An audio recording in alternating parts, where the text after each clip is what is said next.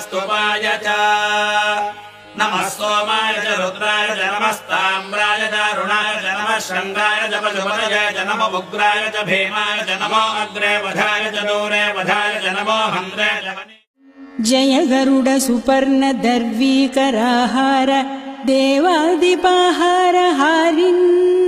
दिवौकस्पति क्षिप्त दम्भोळिधारा किणाकल्प कल्पान्तवातु आत्मानगुस्मृते य एवं वेद इत्युपनिषत्